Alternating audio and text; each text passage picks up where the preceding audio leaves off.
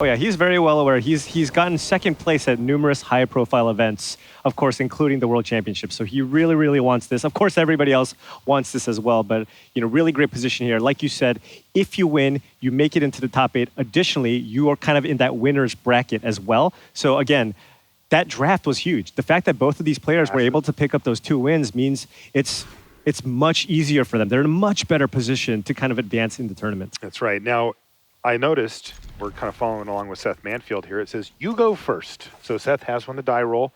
And as you mentioned, this is going to be a very important piece of the puzzle here as to who wins this match. Yeah. And I mean, this is the thing, right? Like, look at how these hands kind of are going to play itself out. If Seth finds land number 3, he's going to be able to play that NX on curve. And even with that Deafening Clarion, there's still just going to be several creatures in play that he has to deal with after.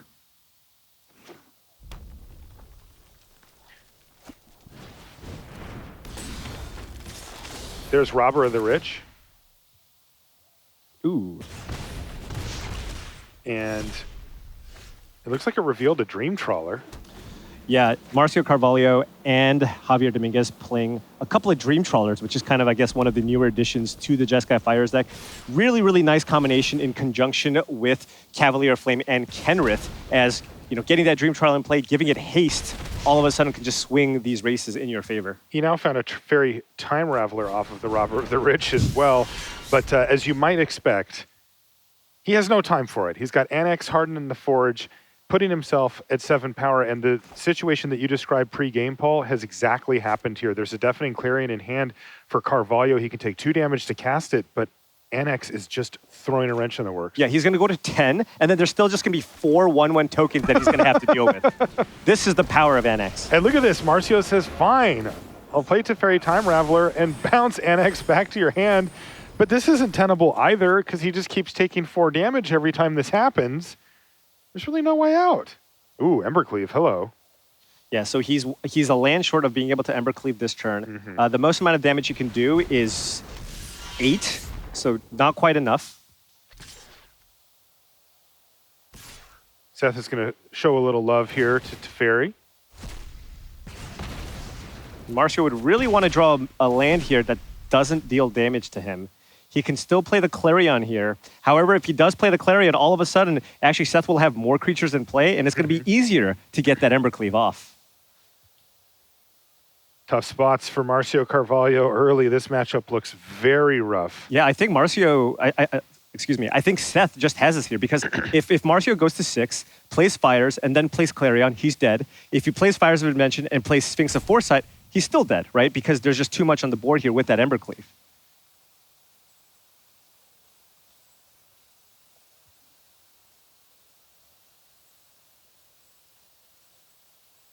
Yeah, it looks like no way out here for Carvalho. He is desperately trying to find any way that he can get through this. He's going to take 2 to play the Steam Vents. And it looks like he's going to play Fires of Invention. But if you think about the possible cards that Seth could have, he almost anything gets him, right? Yes. A Rimrock Knight would get you. A Bone Crusher Giant off the top would get you. Embercleave would get you. A Haste Creature would get you. Yeah, everything getting the job done here for Seth Manfield. He won that die roll. He has not looked back. And boy, the power of Annex plus Embercleave, plenty enough. Look at that. Right. He got him to -8. It wasn't even remotely close that turn. And again, the card that I keep looking back to is Annex. That card just crushed Marcio. He actually had the cards he wanted. He had Deafening Clarion on 3, and it didn't matter. And this is kind of the evolution of the mono red deck, because before, if you did have that Deafening Clarion in the Jeskai Fires deck, you're like, oh, I'm good, right? You can't do anything. You're going to have to rebuild. But here, if the Annex is in play, I mean, you don't have to worry, because they need to find first an answer to the Annex and then use their sweeper. That's right. Now, interestingly, we're going to have Marcio Carvalho, the one on the play this time. What does a win look like from his perspective? Well, again, having that sweeper is very big, right? Okay. Being able to Clarion on turn 3 on the play means there's no opportunity for your opponent to have that Annex in play. Additionally, I mean, now that we've sideboarded, if you are the Jeskai color combinations, there is no shortage of really powerful sideboard options that you can have, especially in blue and white. If you have access to cards like Ether Gust or Devout Decree, both of those are fantastic options against mono red. All right, game number 2 incoming. The winner of this match is going to advance to the top 8. Wow, double Annex, Scorch Spitter, Robber, and a Chandra Acolyte of Flame. And he's kept it quite quickly. Here's Temple of Epiphany to kick things off for Carvalho. How does his hand look? Well, it looks like a Jeskai control deck right now. He's just got 3 lands and 4 removal spells, so pretty solid. And there's a Cavalier, so if somewhere in the next few turns he can find himself a Fires, we may be in business here for Carvalho. Yeah, however, I mean, Seth's hand is also fantastic, right? I mean, he just has, you know, a play every single turn. He's got a couple of annexes along with a Chandra, so, you know, he's going to be able to get him for a good amount of damage here. I think Marcio's just going to take it here and try to get the clean 2-for-1 here with that Deafening Clarion that he has in hand. Yeah, it seems reasonable. Land Clarion, wipe your board, go. This does minimize the damage from Annex Hardened in the Forge, but still a good card. Yeah. Now, there is a choice here for Seth on between playing Chandra, Acolyte of Flame, or Annex.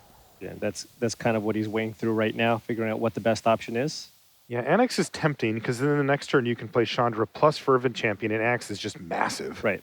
And if your opponent has a removal spell for Annex, I mean, you've got the backup, right? All right, but he's going to go for Chandra, Acolyte of Flame here, get him for 2. Down to 14 goes Carvalho, but he's got some room to work here, particularly if he can draw a Fires, but he doesn't. Yeah, but you know, Marcio does have the Devout Decree, which he's going to fire off on the Chandra, so a nice clean answer there. Did find land number 5 too, so he's at a fairly healthy life total, sitting at 14, couple of extra removal spells in hand, and he's got that Cavalier Flame in hand too. So he's going to get a Scry 1 off of this as well to dig deeper for Fires of Invention or maybe something else. Or just more 5-drops, right? Yeah, sure. He's just about ready to start casting them. Next turn, we could see them come down. Ooh, look at that. He took the 2 damage there off of the Sacred Foundry so that he could have Justice Strike available. Yeah, and also Ether Gust. The thing is, what's Seth going to do? Play around in Ether Gust? He's going to have to deploy threats. So given that that's going to happen, Marcio just wants to use his mana every single turn. Boy, but steep costs, right? You're playing against mono red and you got to shock yourself. I mean, they used to play that card in their deck. There's Ether Gust, though, to take care of Annex. That does mean that Fervent Champion gets to get rowdy here to knock Marcio down a little bit lower. But still, Annex Hardened in the Forge is the real pain. Right. And bang, down to 11 goes Marcio Carvalho. What does he find? Oh, it's a Hollowed Fountain, but he can just start casting these things now. So Cavalier Flame's going to hit. He's down to 9 life, though. And he finds a Bone Crusher Giant, but that is a big blocker. 5 toughness on that Cavalier of Flame. Yeah, that's going to be basically impossible for Seth to get through now, so he's going to have to try to go wide, put a bunch of creatures onto the battlefield, and then hope to draw something like an Embercleave to be able to attack through everything. So finally, oh, and there's Fires of Invention, though. I guess now he's already kind of used up his big stuff. Right. Annex Hardened in the Forge hits the battlefield for Manfield. He passes the turn back. Fires was the draw, but yeah, not necessarily ideal at this point for Carvalho. Yeah, curious to see at what point Marcio is going to start attacking with the Cavalier Flame, because this is a big turn here. Yes. He's in the tank right now, and he's trying to figure out, okay, do I need to try to close this game out soon, right? If he attacks with the Cavalier Flame and gets through, you know, he's representing lethal very quickly here. So, and he does have a couple of interactive spells too, right? He's got the Bone Crusher Giant and the Justice Strike in hand, and yeah, he wants to get aggressive. If there is somebody who understands combat math better than anybody, it's got to be the Limited Master, right? It really is. And Marcio does, you know, I think of, Paul Rietzel, Marcio Carvalho, you know, some of the best at really figuring out combat in a deep way. Of course, you know, one of the cards that could just blow the doors off this thing is if he finds another Deafening Clarion. That's the type of card that he can gain so much life in just one hit that he could buy 2, 3, maybe even 4 turns. Oh, that's Embercleave off the top of the library. That is an Embercleave, and that's why Marcio did not run out Fires of Invention there, because at this point, you know, he has the mana to just cast all of his spells. He'd rather have the option to be able to cast Justice Strike and also Stomp on Bone Crusher Giant. All right, well, we're going to see Robber of the Rich here, and it looks like Marcio is going to respond with Justice Strike to kill Annex, and that's going to limit it to just 1 Satyr rather than getting the 2 that he would get if the Robber of the Rich was on the battlefield. Now, there's another Robber of the Rich here, though. The hits, they never stop. And so now we're going to see Stomp to kill the original Robber of the Rich, but the second one's going to hit the battlefield. And that is still going to be a nice little hit here for Seth Manfield. Remember, Marcio's getting low on life. He's down to 6 here. Ooh, another Cavalier of Flame. Cavalier of Flame. Can he make that lethal? Not quite. If he plays it, doesn't have haste. Yeah. Cavalier Flame requires 2 mana to give your creatures +1/+0 in haste. So not quite.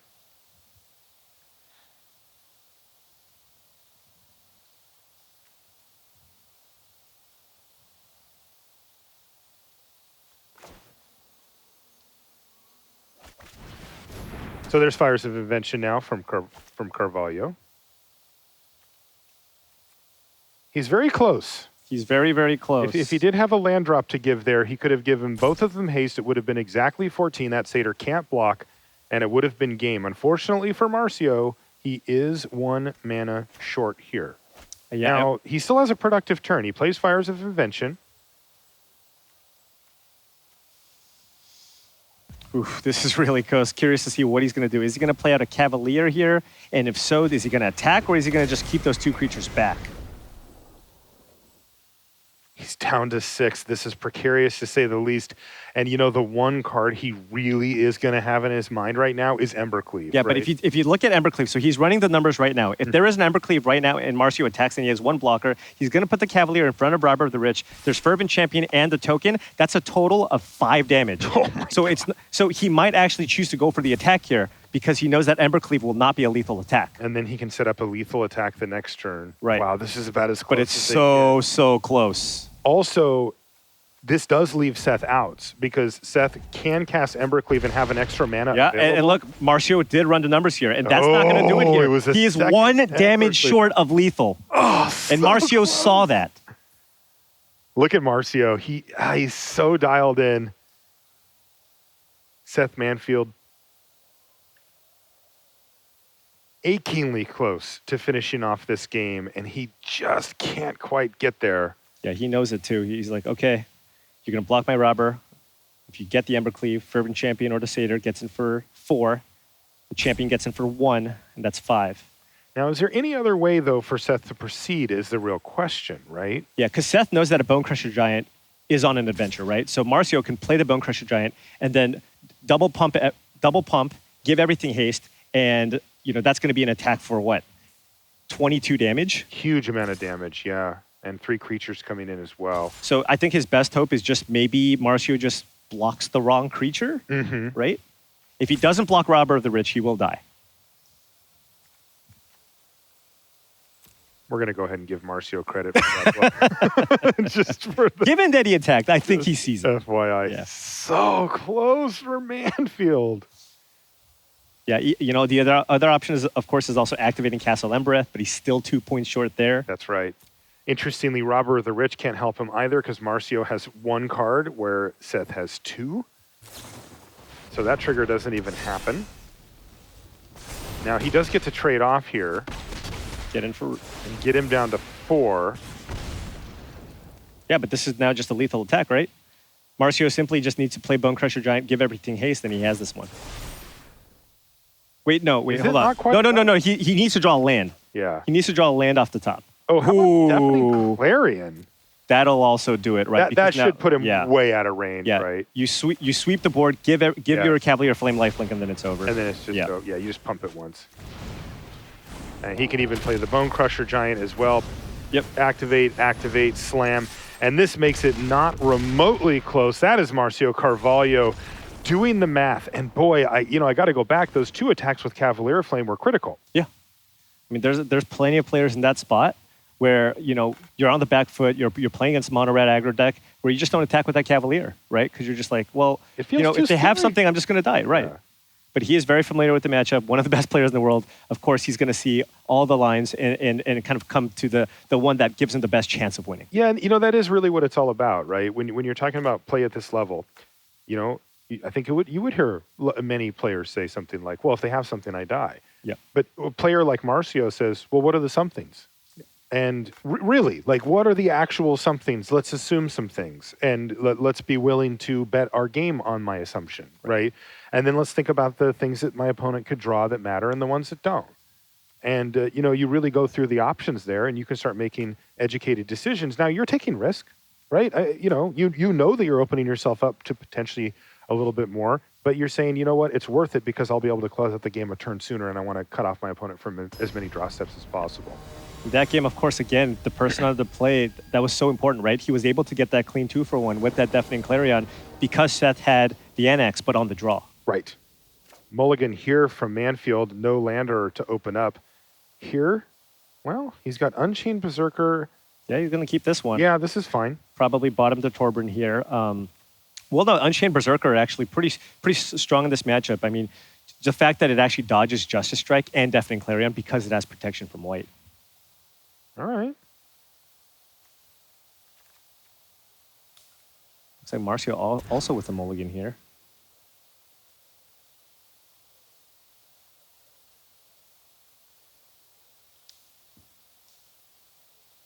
I'm guessing a Torbran, but he could, I guess, also consider just one of the Planeswalkers. Yeah, Tibalt or something. Yeah. Not a ton of life gain options outside of Deafening Clarion and give your creatures lifelink. Mm-hmm. You mean for Tibalt? For Tibalt, right. Yeah. So if Seth is able to string together some lands, a combination of going turn 3 Chandra into turn 4 Torbran is huge. Now this is interesting. If he does end up putting Tibalt on the bottom of his library, it really does say how much respect he has for Torbran, because he's a ways off from being able to cast it at this point, but he must. I mean, well, we've all seen it. Let's be fair. We've all seen Torbran hit the battlefield, and it is such a hammer in this deck. And yeah, that's what he did. So he's kept the Torbran. He figures, I got light up the stage. I can probably get in with the Berserker. Maybe fire that off. I'll hit my land drops, no problem. So land go. Wow, excellent hand for Marcio here. Multiple 2-mana removal spells. You got a Justice Strike, a Bone Crusher Giant, and a Devout Decree. A second copy of Light Up the Stage is going to put a lot of pressure on this Berserker, but he can't really hit it right now outside of that Bone Crusher Giant. Yeah, and he's probably just going to fire it off. May as well. Yeah, this is a big play Seth for is in trouble. He needs a land. Seth needs lands badly. Oh, it's an Evercleave. The opposite. It's the most expensive card in his deck. Wow, he has to just pass the turn with no play, and there's blood in the water. Marcio Carvalho knows that a couple more lists land big drops, card. and this could have fallen apart. Remember, the winner of this match is making it into the top 8 here. Take 4, says Marcio Carvalho. Does he have a sweet follow-up play? He does. Yeah, he does. Fires of Invention into Teferi. Yeah, and this is just kind of, this by itself is going to be enough. Yeah, there finally is land number 3, but it has already taken too long, hasn't it?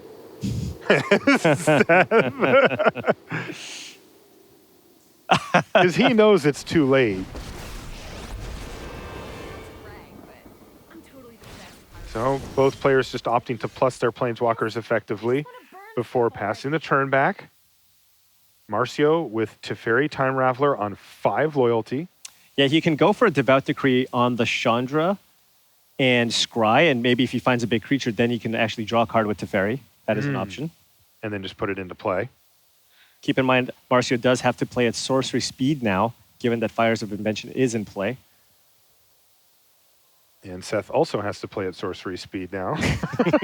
We're on kind of beginner mode here, aren't we? Right.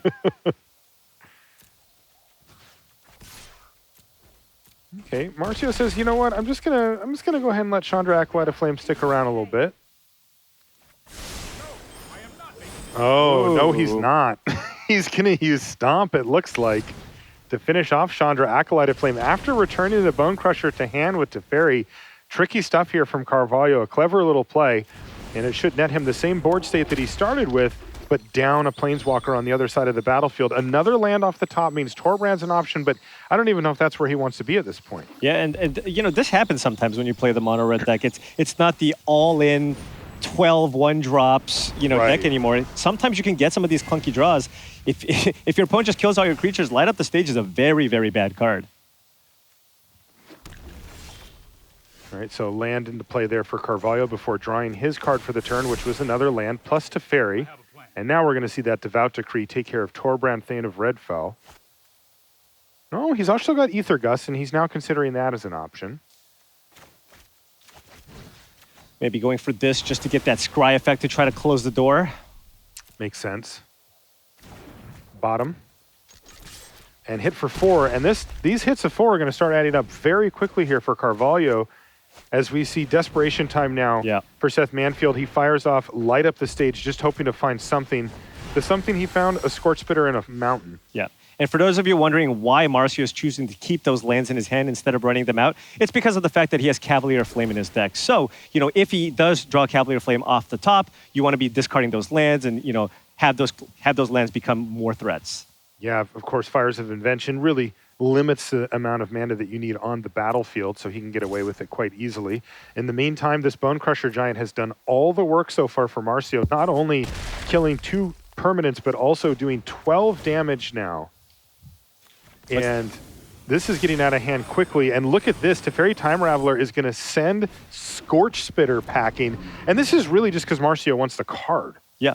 Well, and he scried Sphinx of Foresight to the top.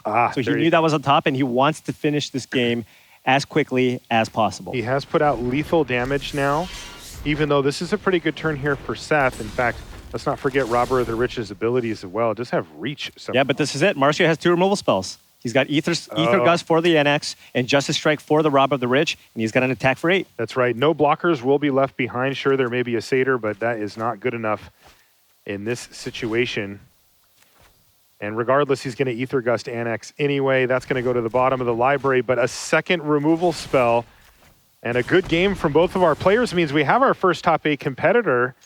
Bang, bang. It's Marcio Carvalho into the top 8. Yeah, and he knows how much this win means. He's going to have, he doesn't need to play that last round today. He's got those 2 wins. He's locked into the top 8. Tomorrow, you're not going to see him for the first few rounds either, because it's going to be a lot of other players vying for those slots into the top 8. That's right.